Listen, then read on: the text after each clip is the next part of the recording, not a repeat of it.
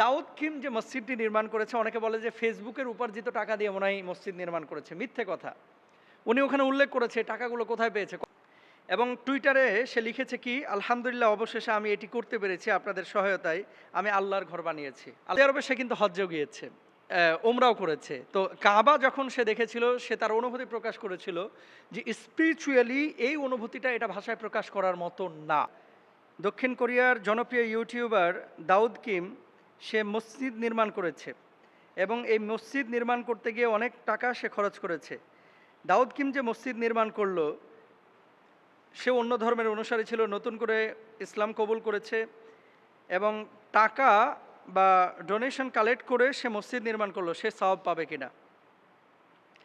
এই প্রশ্নটা কেন করা হয়েছে আসলে আমি অনেকক্ষণ ভেবেছি যে মসজিদ নির্মাণ করলে এটা তো আল্লাহ সুবহানাহু ওয়া তাআলা সওয়াব দেয়, এটা হাদিসের মধ্যে আছে, কুরআনুল কারীমের আয়াতের মধ্যে আছে। কিন্তু দাউদ কিম মসজিদ নির্মাণ করেছে, এটা নিয়ে এই প্রশ্ন করার মানেটা কি? তো বুঝলাম যে অমুসলিম থেকে যেহেতু মুসলিম হয়েছে এবং সে যেহেতু ইউটিউবার অথবা সোশ্যাল মাধ্যমে তার অ্যাক্টিভিটিস রয়েছে, এই কারণে মূলত প্রশ্নটা হয়তোবা সে করে থাকতে পারে। দেলোয়ার হোসেন দাউদ কিম যে মসজিদটি নির্মাণ করেছে, সোশ্যাল মাধ্যমে আমিও পেয়েছি। এবং টুইটারে সে লিখেছে কি, আলহামদুলিল্লাহ অবশেষে আমি এটি করতে পেরেছি আপনাদের সহায়তায়। আমি আল্লাহর ঘর বানিয়েছি। আলহামদুলিল্লাহ সবাই বলেন।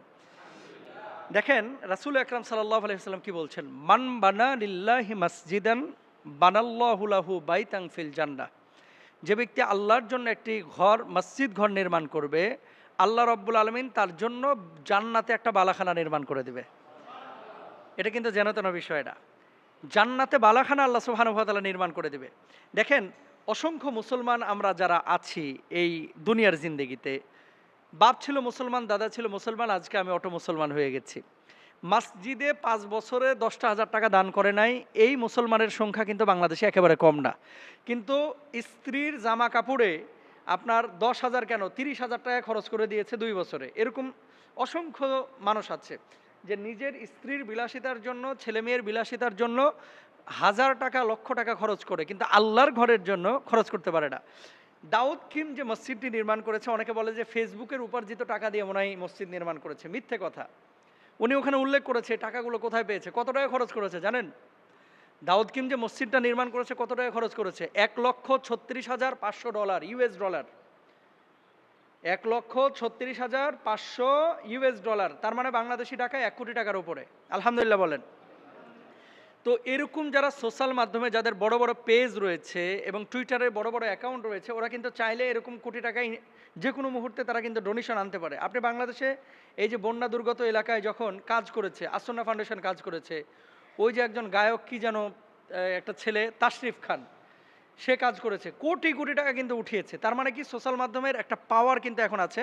আল্লাহ তাআলা এই সোশ্যাল মাধ্যমের মাধ্যমে আল্লাহ সুবহানাহু ওয়া তাআলা এগুলো অ্যারেঞ্জ করান। এটা কিন্তু সোশ্যাল মাধ্যমের একটা বড় ভালো দিক।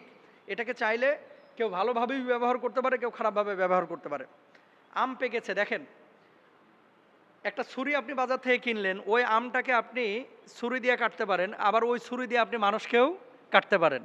তো ছুরির কিন্তু কোনো দোষ নাই। ছুরিটা দিয়ে আপনি কি করছেন? আম কাটছেন। এই ছুরি দিয়ে আপনি গরু কাটছেন। এই ছুরি দিয়ে আবার মানুষকে কাটছেন। তো মানুষ কাটলে আপনি হারাম করলেন। আর যখন আপনি আম কাটছেন, যখন আপনি হালাল গরু কাটছেন, হালালভাবে বৈধ উপায়ে, তখন আপনি সওয়াবের কাজ করছেন। তাই না? সোশ্যাল মাধ্যম এমন একটি জিনিস, ফেসবুক, টুইটার, ইন্টারনেট, ইউটিউব, এগুলো আপনি কোন মাধ্যমে ব্যবহার করছেন? আপনি কি ইসলামিক কাজে ব্যবহার করছেন নাকি অনইসলামিক কাজে ব্যবহার করছেন? যদি ইসলামিক কাজে ব্যবহার করেন, এই ফেসবুক আপনাকে জান্নাতে নেবে। আর যদি অনইসলামিক কাজে ব্যবহার করেন, এই ফেসবুক আপনাকে জাহান্নামে নেবে। ফেসবুকে বিভিন্ন গ্রুপ আছে যারা কোরআন তেলাওয়াত শেখাচ্ছে। এই লেকচারগুলো, ইসলামিক লেকচারগুলো আপনারা পাচ্ছেন, সওয়াবের কাজ।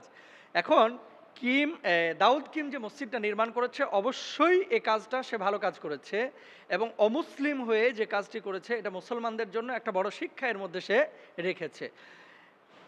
দেখেন সৌদি আরবে সে কিন্তু হজ্জেও গিয়েছে, ওমরাও করেছে। তো কাবা যখন সে দেখেছিল, সে তার অনুভূতি প্রকাশ করেছিল যে স্পিরিচুয়ালি এই অনুভূতিটা এটা ভাষায় প্রকাশ করার মতো না। আপনি কাবা যতক্ষণ পর্যন্ত নিজ চোখে না দেখবেন, হজ যতক্ষণ পর্যন্ত না করবেন, উমরা যতক্ষণ পর্যন্ত না করবেন, ততক্ষণ পর্যন্ত এটার অনুভূতি আপনি বুঝতে পারবেন না। ব্রিটিশ গায়িকা, ব্রিটিশ নায়ক, ব্রিটিশ খেলোয়াড়, অন্য ধর্মের অনেক বড় বড় ফুটবল তারকা যারা চেলসিতে খেলে, বার্সেলোনায় খেলে, এরা ইসলাম গ্রহণ করার পরে যখন কাবায় গিয়েছে তাওয়াফ করেছে, তারা তাদের অনুভূতি প্রকাশ করেছে, এই দাউদ কিমও অনুভূতি প্রকাশ করেছে। সুতরাং আল্লাহ সুবহানাহু ওয়া তাআলা কাকে কখন কিভাবে হেদায়েত দিবে এটা আপনিও জানেন না, আমিও জানি না।